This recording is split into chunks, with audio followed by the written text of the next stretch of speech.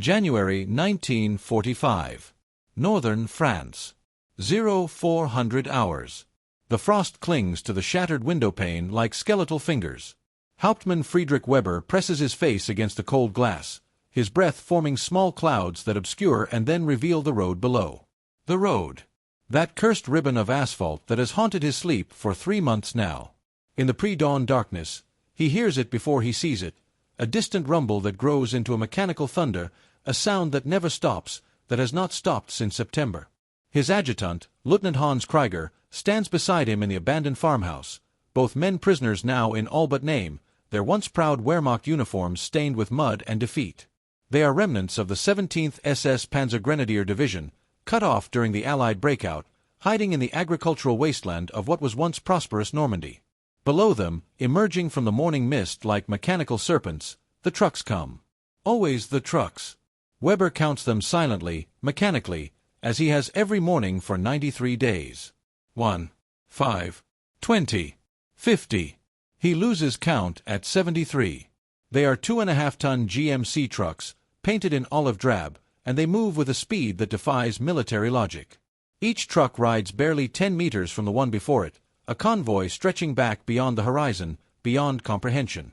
Inside each vehicle, Weber knows, are supplies, ammunition, fuel, rations, medicine, equipment. The lifeline of the American Army. The Americans call it the Red Ball Express, though Weber does not know this yet. He knows only that it represents something his military education at the Kriegsschule in Dresden never prepared him to comprehend: the complete industrial supremacy of a nation that treats logistics not as a constraint but as a form of warfare itself. The young officer pulls a tattered notebook from his tunic pocket and makes another entry. His handwriting, once precise and disciplined, has become cramped and hurried. Day 93, he writes. The convoy runs without pause. Estimated 150 trucks per hour. How is this possible? It is a question he has asked every day, and every day it goes unanswered. In his training, in every manual he studied, in every lecture on operational planning, logistics was the brake on military ambition. Von Clausewitz wrote that an army marches on its stomach. Von Moltke taught that railroads were the arteries of modern war. But the Americans, they have rendered such thinking obsolete. They have turned supply into an offensive weapon, and in doing so, they have broken something fundamental in the German understanding of war. The education of war. Friedrich Weber grew up in Munich, the son of a railway administrator. His childhood was one of precision and order, of trains arriving exactly on time, of cargo manifests checked and double-checked, of the systematic efficiency that defined German industrial culture. When he entered military service in 1938, he carried with him the assumption that German organizational superiority was a law of nature, as immutable as gravity. His instructors reinforced this belief. Germany, they taught, would win the coming war through superior planning, better training, and the ruthless application of operational art. The Wehrmacht would strike fast and hard, destroying enemy armies before they could mobilize their industrial potential. Speed and violence would overcome any material disadvantage. And for a time, it worked. Weber participated in the invasion of France in 1940, and he saw firsthand how German armor and tactics shattered armies that outnumbered them. The French had more tanks, more guns, more men. But they lacked the operational vision, the command flexibility, the sheer audacity of the Wehrmacht. In 6 weeks, the campaign was over. Weber stood in the streets of Paris that June, watching German soldiers photograph themselves beneath the Eiffel Tower, and he believed, truly believed, that German arms were invincible. The Reich would triumph because it understood war in ways its enemies could not match. The invasion of the Soviet Union in 1941 began to crack that certainty. Weber found himself in the vastness of Russia, where distances devoured armies and the partisan war made every supply column a potential target. His division advanced hundreds of kilometers in the opening weeks, outrunning its logistics, consuming fuel and ammunition faster than the creaking horse-drawn supply trains could deliver replacements. By November, his unit was outside Moscow, freezing, starving, watching Soviet reinforcements arrive on trucks manufactured in factories the Luftwaffe could not reach. Still, the German officers told themselves this was temporary. One more offensive. One more summer. Victory was always just beyond the next river, the next city. But then came Normandy. And the Red Ball Express. and the complete collapse of every assumption Weber had built his professional identity upon. The moment of recognition. The date Weber first saw the Red Ball Express is burned into his memory with the clarity of trauma. September 3, 1944. His division was attempting to retreat eastward toward the German frontier, part of the great withdrawing tide of Wehrmacht forces fleeing the breakout from the Falaise pocket. The Allies had broken through German lines south of Cannes in late July, and now the entire front was collapsing. Weber's unit, what remained of it, was moving at night, hiding in forests during the day, trying to avoid the American fighter bombers that owned the daylight skies. They were exhausted, hungry, low on ammunition. Their vehicles had been abandoned for lack of fuel. They were, effectively, a medieval army, moving on foot, living off what they could scavenge or steal from the French countryside. They reached a ridge overlooking Route Nationale 138, one of the main highways running east from the invasion beaches. Weber called a halt, intending to scout the road before attempting a crossing. It was mid-afternoon, and he expected the highway to be empty or lightly trafficked. The Allies, he assumed, would be having the same supply problems that had plagued every army in history when advancing far from its bases. The Germans had learned this lesson in Russia. The Allies would learn it in France. But when Weber crawled to the ridgeline and looked down at the highway, he saw something that made him question his own eyes. The road was filled with trucks. Not a convoy. Not a supply column. An endless flowing river of vehicles moving east at 40 miles per hour. The trucks were enormous by German standards, each one easily twice the size of the Wehrmacht standard transport. They were spaced so close together that a thrown stone would hit 3 vehicles. And they did not stop. For 2 hours, Weber lay in the grass and watched, and in that time, the convoy never paused, never slowed, never ended. He tried to count the trucks, but gave up after 500. His military training told him this was impossible. An army could not sustain such a flow of material. The logistics, the fuel consumption, the maintenance requirements, it defied every principle of military supply operations. His second-in-command, Krieger, crawled up beside him. The young lieutenant's face was gaunt with hunger, his uniform torn. He stared at the endless column of trucks, and Weber saw something in his eyes he had never seen before, pure incomprehension, as if the young officer was witnessing something that violated the laws of physics. "Sir," Krieger whispered, "how many trucks do the Americans have?" Weber had no answer. He knew the statistics, of course. He had read the intelligence reports. American industrial production was vast. Everyone knew this. But knowing it as an abstract number and seeing it manifest as this unstoppable mechanical river were 2 entirely different forms of knowledge. This was not a supply convoy. This was a statement, a demonstration, a form of psychological warfare perhaps more devastating than any artillery barrage. They watched in silence as the afternoon wore toward evening. Weber noticed details that made the spectacle even more surreal. The trucks were clean, relatively speaking, not coated in mud and grime like German vehicles. They moved smoothly, their engines sounding healthy and well-maintained. At one point, a truck pulled out of the convoy, and Weber's heart jumped. A breakdown? Proof that this system had limits. But within minutes, another truck appeared from somewhere behind and seamlessly took its place. The convoy flowed around the stopped vehicle like water around a stone. Before Weber and his men moved on, the disabled truck had been restarted or repaired, and was accelerating to rejoin the stream. That night, as they made their way across the highway during a brief gap in the convoy, even the Red Ball Express had to pause occasionally for route maintenance. Weber could not shake the image from his mind. He had spent his entire adult life studying war, understanding it as a contest of will, training, and tactical brilliance. But what he had witnessed on that highway suggested a different form of warfare entirely. War as industrial process, as material overwhelming, as the simple application of abundance. It was war conducted not by generals but by production planners. And against such warfare, what good was tactical excellence? What use was operational artistry? The machine that never slept. What Weber had witnessed, though he did not yet know its name or full scope, was one of the most remarkable logistical achievements in military history. The Red Ball Express began operations on August 25, 1944, just weeks after the Allied breakout from Normandy.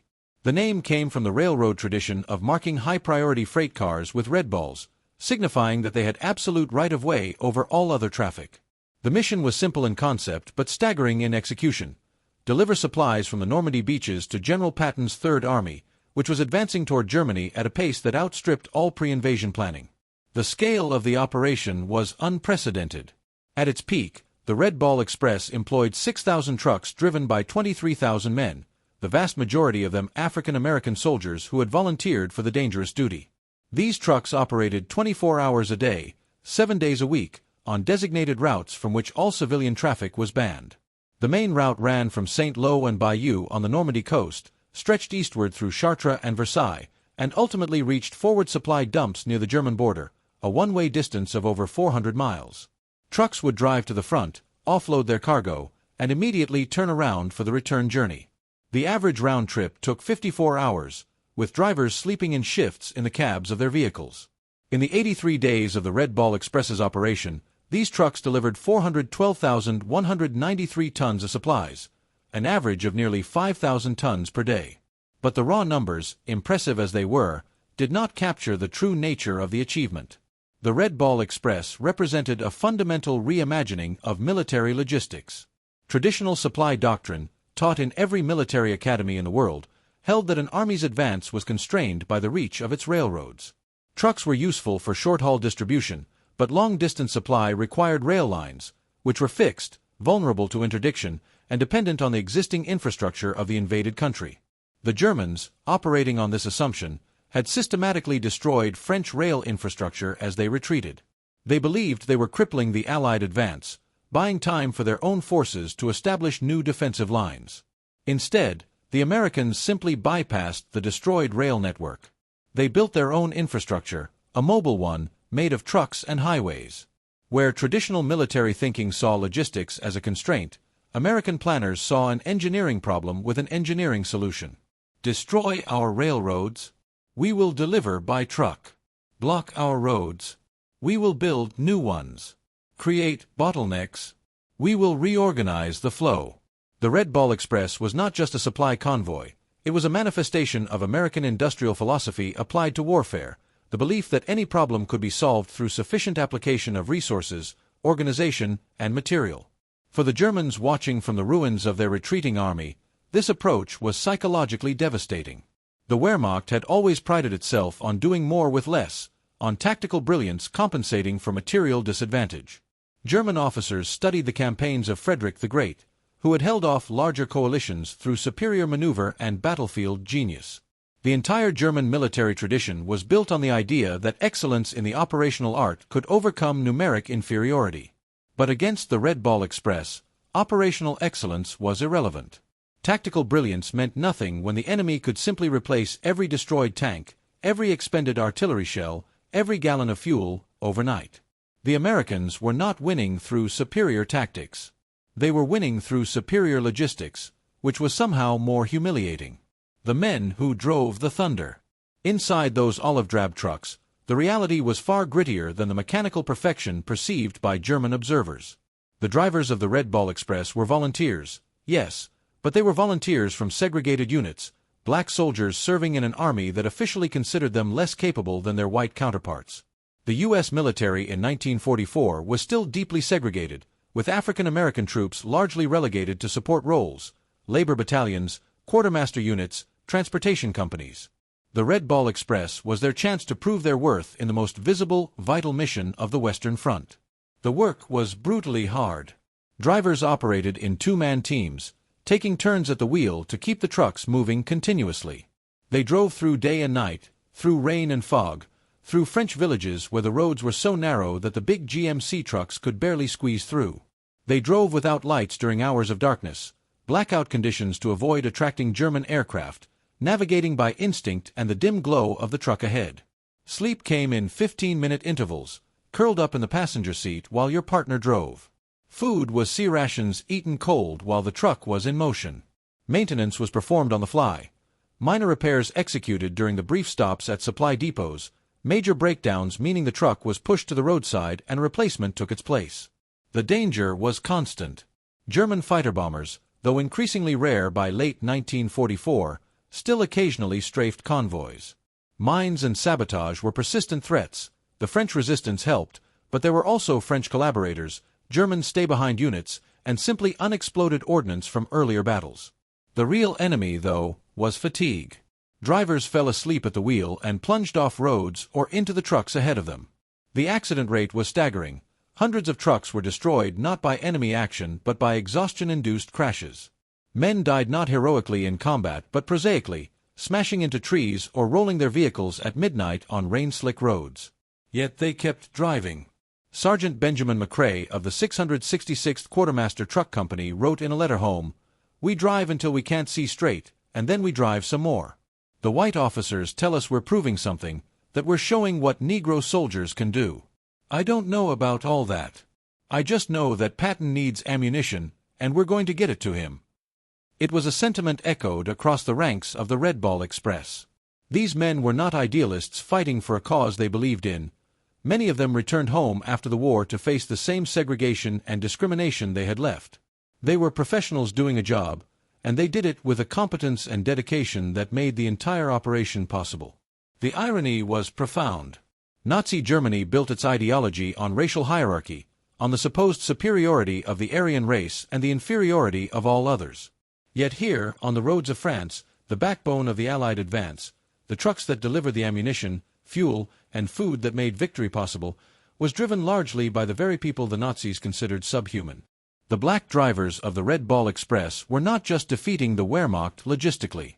They were disproving the entire racial ideology of the Third Reich through the simple act of competent service. The philosophy of abundance. Hauptmann Weber, watching from his hiding place, understood none of this human detail. He saw only the trucks, the endless procession of material flowing east. But in his notebook, he began to develop a theory, a way of understanding what he was witnessing. He wrote, "The Americans do not fight as we do. They do not seek the decisive battle. They seek instead to overwhelm through material. It is not cowardice, as some of my comrades claim. It is a different philosophy of war entirely. They have made logistics itself into a weapon." He was more correct than he knew. The Red Ball Express embodied a distinctly American approach to warfare, one rooted in the nation's industrial culture and democratic values. America in the 1940s was the world's preeminent industrial power, a country that had spent the previous century mastering mass production. From the assembly lines of Ford to the steel mills of Pittsburgh, American industry had developed systems for producing goods at scales and speeds that seemed impossible to observers from less industrialized nations. When America entered World War II, it applied these industrial methods to military production with stunning results. The statistics are almost incomprehensible. Between 1941 and 1945, American factories produced 300,000 aircraft, 88,000 tanks, 3 million machine guns, 47 million tons of artillery ammunition, and 2.4 million trucks, more trucks than all other combatant nations combined. The GMC CCKW 2.5-ton truck, the workhorse of the Red Ball Express, was itself a marvel of industrial production.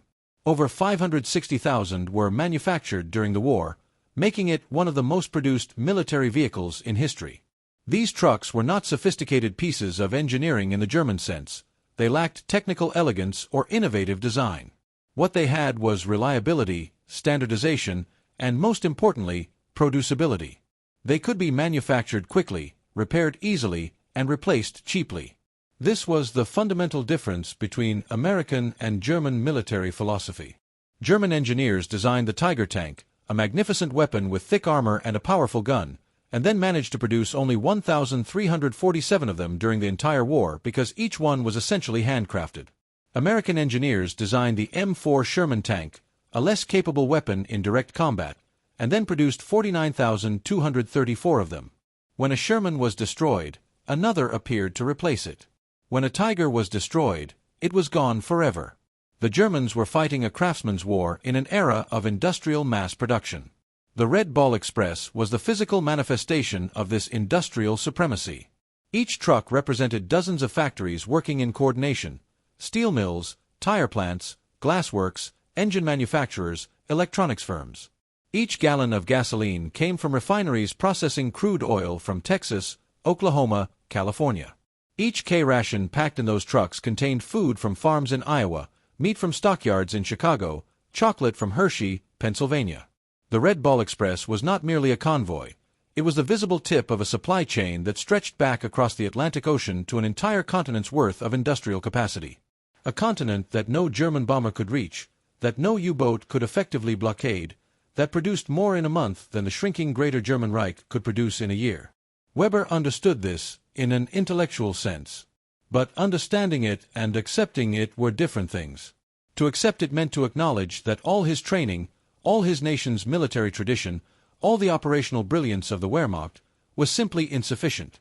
It meant accepting that Germany had lost the war not because its soldiers lacked courage or its generals lacked skill, but because it had challenged an enemy whose fundamental advantages were insurmountable. The symbol of the jerrycan. Among the cargo flowing east on those Red Ball Express trucks, one item became a particular source of bitter fascination for German observers: the fuel can. It seems a small thing, a trivial detail in the vast machinery of war. But to men like Weber, the fuel can, which German soldiers called the Wehrmachtskanister, and which Allied soldiers called the jerrycan after their German enemies, became a symbol of everything they had lost. The jerrycan was originally a German invention, designed in 1937 by engineer Vinzenz Grunvogel. It was a masterstroke of functional design, a flat-sided 20-liter steel container with 3 handles, an air pocket for expansion, and a cam lever closure that allowed it to be opened and resealed quickly without tools. It was so superior to existing fuel containers that when British forces captured some in North Africa, they immediately began copying it, and soon American forces were doing the same. By 1944, Allied armies were using improved versions of the German design, manufactured in the millions in American factories. Weber first noticed the jerrycans in October 1944. His unit had ambushed a small American convoy, one of their last successful operations, and among the captured supplies were dozens of the familiar containers. But when German soldiers examined them closely, they noticed something shocking. The cans were better made than the German originals. The welds were cleaner, the handles sturdier, the closure mechanisms smoother. And there were so many of them. American trucks carried jerrycans not by the dozen but by the hundred, stacked and strapped wherever there was space. Fuel, which the Wehrmacht rationed desperately, which determined whether a tank could advance or a truck could move, the Americans seemed to have in unlimited supply. This was more than a logistical advantage. It was psychological warfare of the most subtle kind. Every captured jerrycan told German soldiers the same story. The Allies were so wealthy, so industrially powerful, that they could take a German design, improve it, and produce it in such quantities that fuel containers, were treated as disposable items. American soldiers would sometimes abandon half-full jerrycans rather than carry the weight. German soldiers would risk their lives to recover a single can, because fuel was liquid gold to the Wehrmacht. The contrast was devastating to morale. Weber began collecting observations about American material abundance in his notebook. The variety of rations, where German soldiers survived on increasingly meager bread and ersatz coffee, Americans had multiple different meal types, including luxuries like chocolate and cigarettes. The proliferation of vehicles. Americans seemed to have a truck for every conceivable purpose, while German units shared equipment and often moved on foot. The ammunition expenditure. American artillery fired preparatory barrages that consumed more shells in an hour than a German division was allocated for a week. The medical supplies, the radios, the spare parts, the winter uniforms, everything told the same story. The Americans were not better soldiers individually, but they were supported by a system of supply that was incomprehensibly superior. What Weber could not know, hiding in the French countryside, was that this material abundance came at a strategic cost that would have been familiar to German military thinkers.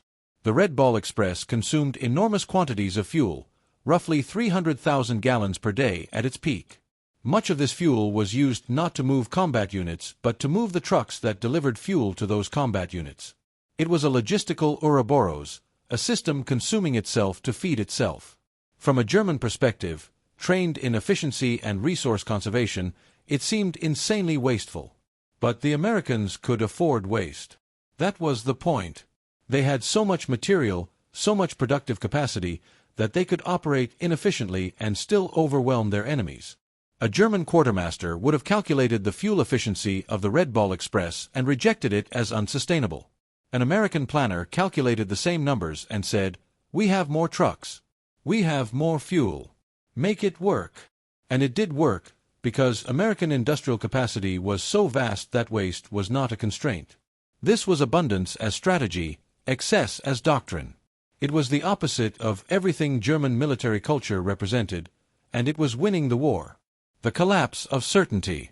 By January 1945, when Weber stood at the window of the abandoned farmhouse watching the pre-dawn convoy, he had been observing the Red Ball Express for 4 months. His notebook was filled with observations, calculations, attempts to understand. He had counted trucks until the numbers became meaningless.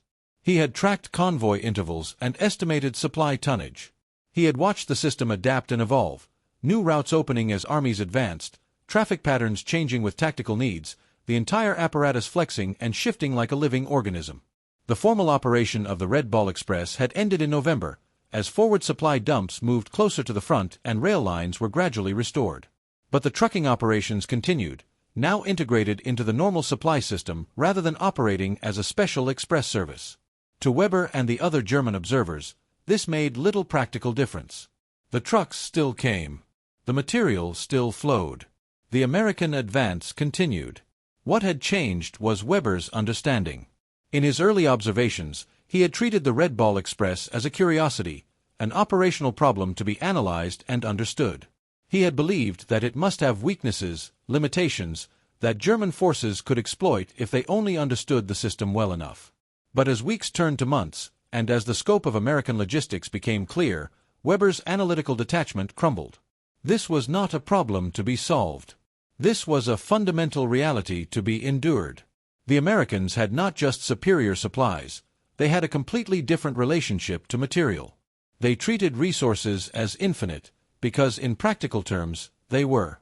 His conversations with Krieger grew darker. The younger officer had abandoned his own notebook-keeping weeks earlier. "What's the point?" he had said. "We count trucks, we document their intervals, we estimate their cargo. And then what?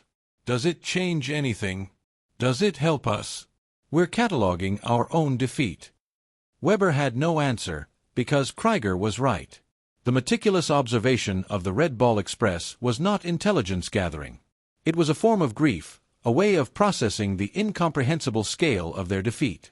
They discussed escape plans less and less frequently. Theoretically, they were trying to make their way east, to rejoin German forces and continue the war. But neither man truly believed this would happen. They were not prisoners in the formal sense, they had not been captured, had no guards watching them. But they were imprisoned nonetheless, by the complete Allied dominance of the landscape. The roads were controlled. The skies were controlled. Even the forests where they hid were periodically swept by American patrols. They were ghosts haunting the margin of a war that had already moved beyond them. One morning in late January, they saw something that broke the last of their resistance. A convoy of the familiar GMC trucks passed below, but these trucks were not carrying ammunition or fuel or rations. They were carrying construction equipment, bulldozers, graders, cement mixers. Behind them came trucks loaded with lumber, with steel beams, with pipes and wiring. The Americans were not just supplying their army. They were building infrastructure, permanent installations, as if the outcome of the war was so certain that they could afford to think about occupation rather than combat.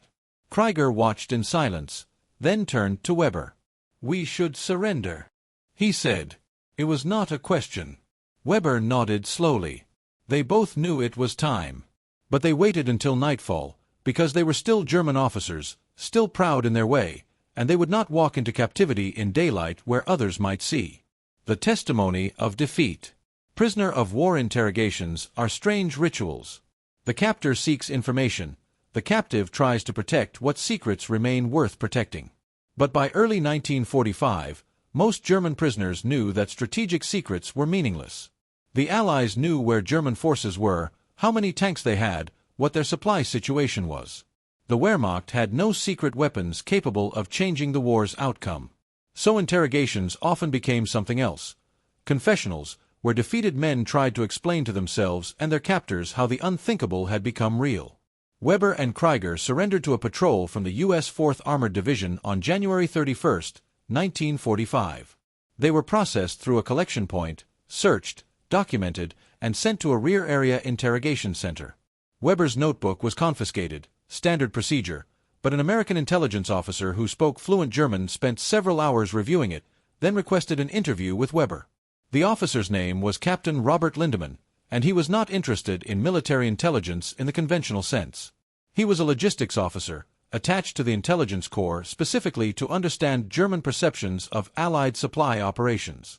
Weber's notebook, with its meticulous observations of the Red Ball Express, was exactly the kind of document Lindemann found valuable, not for what it revealed about German intentions, but for what it revealed about the psychological impact of American logistics. The interrogation transcript, preserved in the National Archives, reads less like a military debriefing and more like a philosophical discussion. Lindemann asked Weber what he had learned from watching the Red Ball Express. Weber's answer, translated from German, fills several pages. The key passage reads, "You must understand that we were taught logistics as a science of limitation. Every army in history has been constrained by supply. Napoleon's marshals spoke of this. Clausewitz wrote about it. Our own general staff spent years developing doctrine for supply economy. And then we encountered your convoys, and we realized that all our learning was obsolete. You had made abundance itself into a strategy. You did not try to be efficient. You overwhelmed inefficiency through sheer volume. It was not military art. It was industrial brute force. And we had no counter to it." Lindemann pressed further. Did the Red Ball Express affect German military decisions? Weber's response was illuminating. "After a time, we stopped trying to interdict your supplies. What was the point? We might destroy 10 trucks, 50 trucks. We once got lucky with artillery and claimed over 100 vehicles. But the next day, the convoy was the same size as before. You replaced your losses overnight. And meanwhile, we had expended irreplaceable ammunition to achieve nothing. So we learned to simply hide and watch. The convoys became like weather, a force of nature we could not affect, only endure. This was the strategic victory of the Red Ball Express, not just delivering supplies, but creating a perception of invincibility in enemy minds. The Germans knew, rationally, that the trucks could be destroyed, the convoys could be disrupted. But the scale of the operation was so vast that German forces, already depleted and demoralized, concluded that resistance was futile. The Red Ball Express didn't just feed the Allied advance. It broke German will. The democracy of abundance. Among Weber's papers, the American interrogators found something unexpected, a philosophical essay, written in the margins of his notebook, analyzing what the Red Ball Express revealed about American society. Weber had been a student of philosophy before the war. He had read Nietzsche, Spengler, and Heidegger, the intellectual underpinnings of the National Socialist worldview. Now, sitting in a French farmhouse watching trucks, he had tried to understand what these machines said about the civilization that produced them. His conclusion was striking. "The Americans," he wrote, "have created a form of war that reflects their democratic ideology. They do not rely on elite brilliance or superior will. They rely on mass participation and industrial systems. Every soldier, regardless of skill, receives the same quality of equipment. Every division receives similar levels of supply. This is not military efficiency. An efficient army would concentrate resources where they are most needed. This is military equality, material democracy.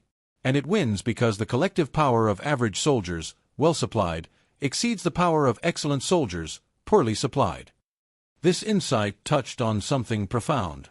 The Wehrmacht had always been an elitist institution, believing in the superiority of the professional soldier, the trained officer, the tactical genius. German military culture celebrated the individual hero, the tank ace, the fighter pilot, the general whose brilliance could overcome material disadvantage. This was war as aristocratic art, where excellence mattered more than numbers. American military culture was different. It was democratic in a literal sense. The army was made up of citizens who would return to civilian life after the war. It relied not on elite superiority but on adequate training for everyone and material support that made average soldiers effective. The Red Ball Express embodied this philosophy perfectly. Its drivers were not elite troops. They were ordinary men, many of them denied respect in their own country because of their race, given a mission and the tools to accomplish it. And they succeeded not through individual brilliance but through systematic organization and overwhelming material support. This was why the Red Ball Express was so demoralizing to German observers. It represented a form of warfare that made German strengths irrelevant. What good was tactical excellence when the enemy could afford to make mistakes and absorb losses? What advantage was operational artistry when crude but massive logistics could simply bypass sophisticated defensive schemes? The Americans were winning through the application of average competence multiplied by overwhelming resources. It was democracy as military doctrine, and against it, the Wehrmacht's aristocratic traditions were helpless. The Epilogue of Thunder. The war in Europe ended on May 8, 1945. By then, Hauptmann Friedrich Weber was in a POW camp in Belgium, waiting for repatriation to a defeated Germany he barely recognized. His notebook had been returned to him. The Americans saw no security risk in a logistical analysis of an operation now ended. He read through his months of observations, and what struck him was how little he had understood even as he documented everything. He had counted trucks, but he had not grasped that those trucks represented factories, workers, resources stretched across a continent. He had measured convoy intervals, but he had not comprehended the planning and coordination required to keep such a system operating continuously for months. He had noted the abundance of supplies, but he had not truly understood that this abundance was not just material but philosophical, a reflection of a society that believed problems could be solved through sufficient application of resources and organization. In his final entry, written in June 1945 as he prepared to return to Munich, Weber wrote, "We lost the war on those highways in France. Not because we lacked brave soldiers or skilled commanders. We lost because we faced an enemy that waged war differently than we could imagine. They made logistics into a weapon. They turned their industrial strength into a military doctrine. And against this, all our operational art was merely tactics in search of a strategy that no longer existed. The Red Ball Express was not just a supply convoy. It was the visible proof that we were defeated before we even understood what we were fighting." The Red Ball Express ended its operations on November 16, 1944, after 83 days of continuous service. But the impact of those 83 days echoed far beyond the immediate delivery of supplies to the front lines. It had demonstrated that modern warfare was fundamentally about industrial capacity and logistical systems as much as tactical brilliance. It had proven that properly organized trucking could replace rail transport, making armies more mobile and less vulnerable to infrastructure destruction. It had shown that American industry could support military operations at scales previously considered impossible. Most significantly, it had provided a psychological victory. German officers like Weber, trained in the traditions of Prussian military excellence, encountered a form of warfare that rendered their training irrelevant. They were not defeated by better generals or more skilled soldiers. They were defeated by mechanics and truck drivers, by factory workers and logistics planners, by an entire system of industrial warfare that they had never learned to counter. The thunder they heard each morning on those French roads was not just the sound of trucks. It was the sound of their world ending, of a military tradition that stretched back to Frederick the Great being made obsolete by assembly lines and standardized parts. Today, the GMC trucks that formed the backbone of the Red Ball Express are museum pieces, carefully preserved reminders of a particular moment in military history. But the lessons they taught, that logistics is as important as strategy, that industrial capacity can be a decisive weapon, that systematic organization can overcome tactical disadvantage, these lessons shaped military thinking for the rest of the 20th century. Modern militaries study the Red Ball Express not as history but as doctrine, as proof that supply lines are as much a part of victory as front lines. And somewhere in the archives, a German officer's notebook sits preserved, its pages filled with meticulous observations of convoys counted, intervals measured, patterns analyzed.